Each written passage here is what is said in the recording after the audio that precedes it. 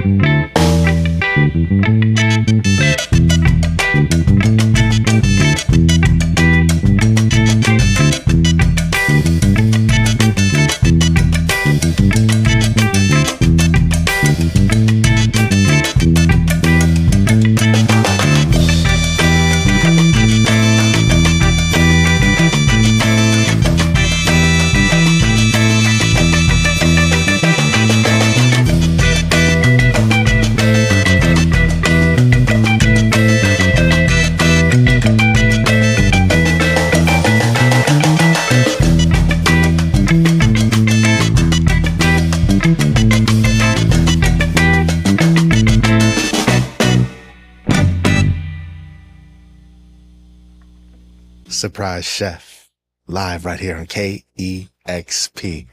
Brilliant, fellas. Thank you so much for being here again.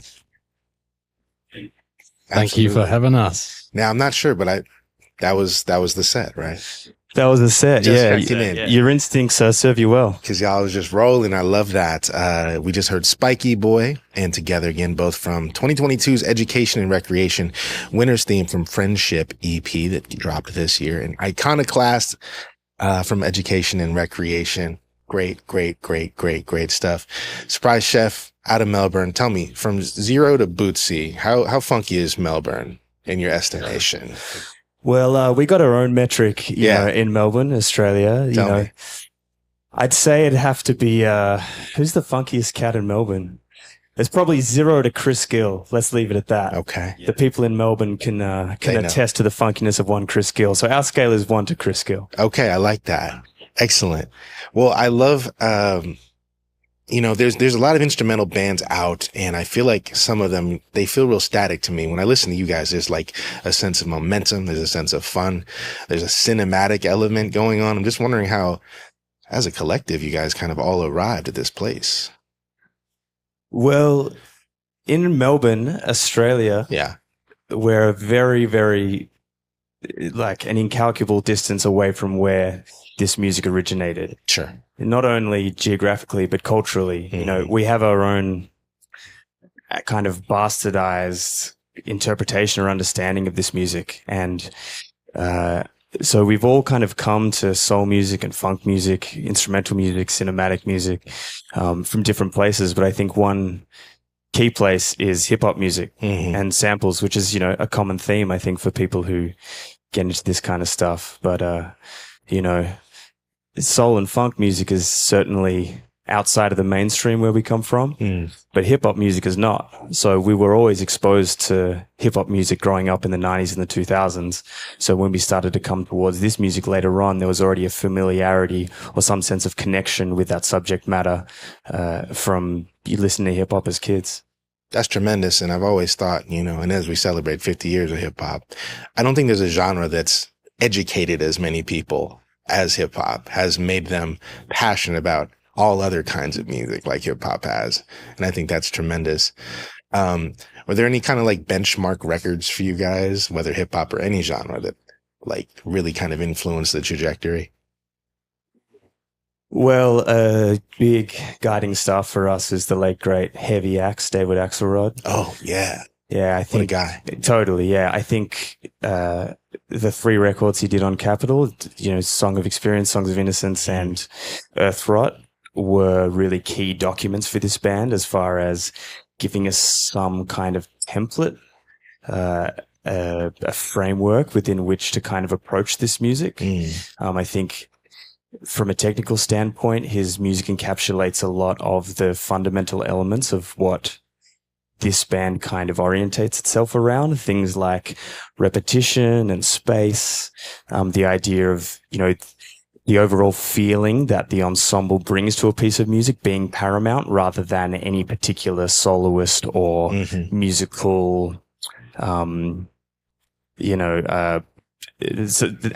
nothing in particular in the forefront, I guess is what I'm trying to say, letting the music in general do the talking. But I think another one, whilst we're on the topic, is the Menahan Street Band, Make the Road by Walking. I think that record was a bit of a proof of concept that this kind of music can be made this century in a way that is, relevant and fresh and honest and isn't necessarily just revivalistic or kind of vintage or, Yeah. So I think those 2 records, those 2 things were really big for us. Brilliant influences. And, you say that soul and funk kind of not mainstream in Melbourne, Australia, but it seems like I've noticed a real burgeoning scene. I know we got some members of Karate Boogaloo that are part of the crew as well. Right on.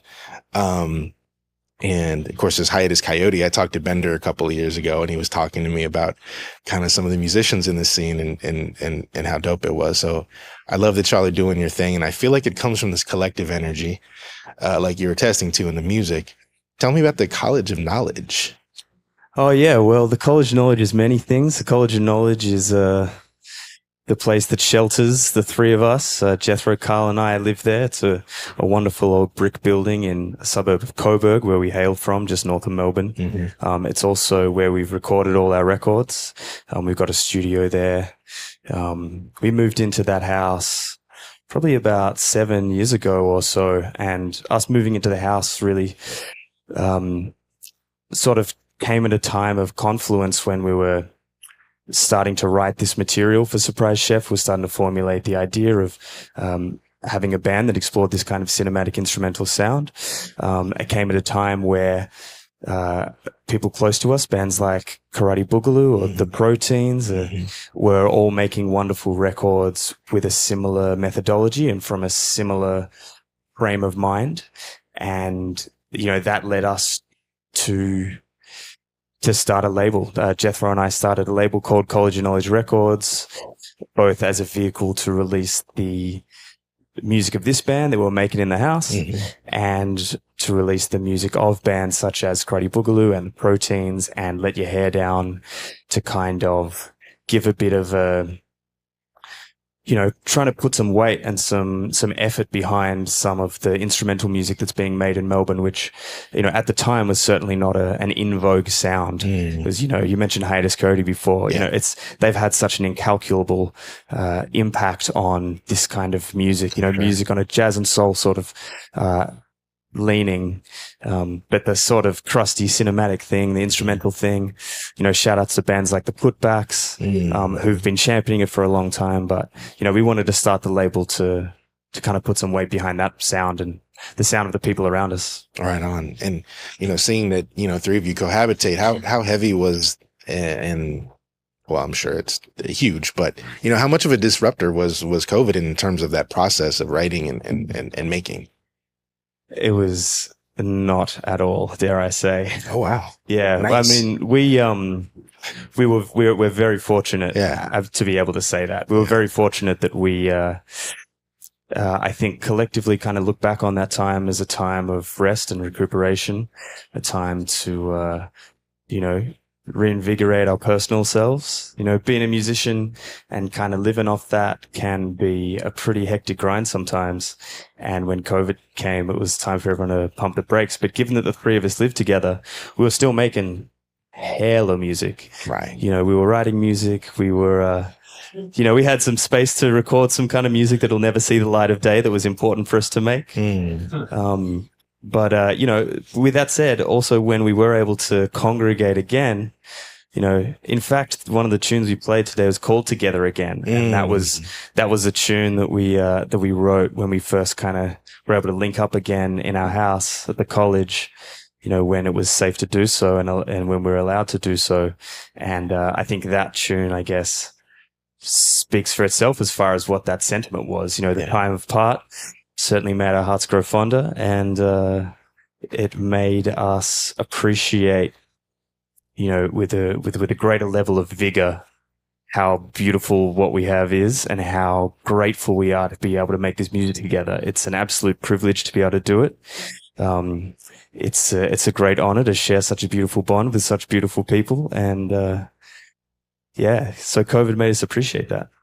That's beautiful. And I love that it was a generative time, and that, and I just love that sentiment, man. People don't come in here and talk about how beautiful their bandmates are. I appreciate that a lot. It's nice because people get in the van for a few months or what have you, and nerves fray.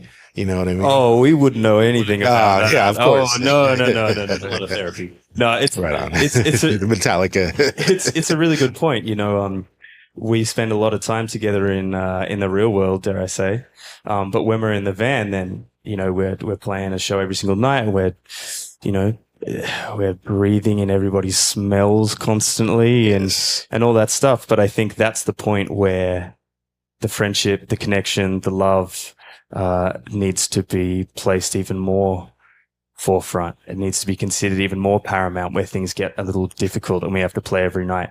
That's a crucial thing, because if the friendship goes, then what's left? So we try to keep the friendship paramount. And that comes through, when I saw the EP Friendship, and I played a joint off that yesterday. I played Friendship Theme. I feel like you guys are talking about the one that you share, and I think that's really special. So I'm glad you touched on that. Yeah, we did this record called Education and Recreation, and we called it that because those are kind of two of the key tenets of this band. Is we want to learn and we want to have fun. And when we did the EP, we named it after a third tenet, a third very crucial, key part of this band, which is friendship. I love it. Those are some good pillars to base something off. Thank you guys so much for coming all the way here and sharing your music with everybody. What is next?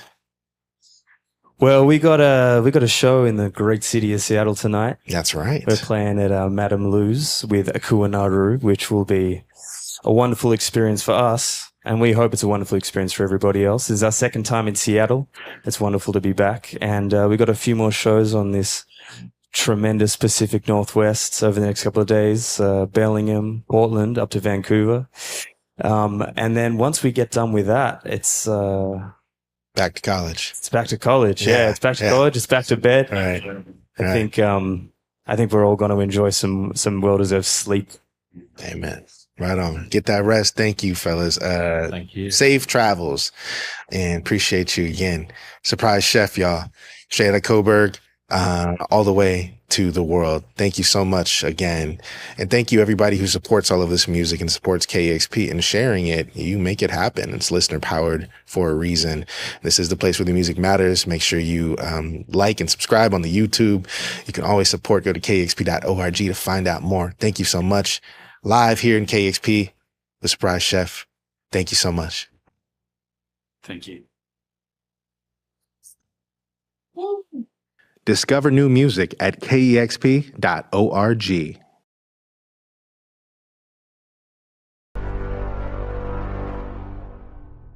Damn, son, where'd you find this?